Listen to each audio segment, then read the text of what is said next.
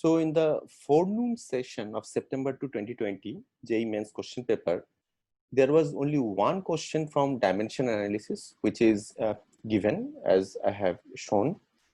Now, the question is actually very straightforward. So what is it said? It is said that force, velocity, and area, these are the fundamental quantities. And based on that, you have to find out what is the dimension of Young's modulus. Now, what I always say is that in this dimension analysis problem, always try to find out first the equation or the relation of the quantity that for that you are finding out the dimension.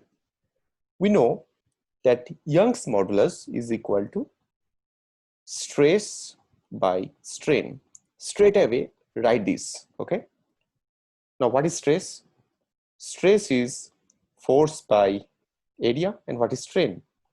Delta L by L, correct?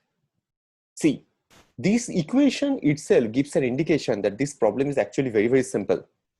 We know that the dimension of strain, delta L by L, that's dimensionless because you are dividing length with length, changing length by length, basically dimension of length by length. So this dimension of y would be nothing but that the dimension of f by a. Why? Because delta L by L, that is dimensionless because that's length by length. Now, I can write this as dimension of force by dimension of area. See, very, very simple because you have to, in fact, express this dimension in terms of the dimensions of F and A. F and A are considered as the fundamental. So I can write dimension of y is as equal to F to the power 1, A to the power minus 1. Since the velocity term is not there, I can write this as velocity, dimension of velocity to the power of 0. Done. So a very simple problem would typically take around 10 seconds to solve.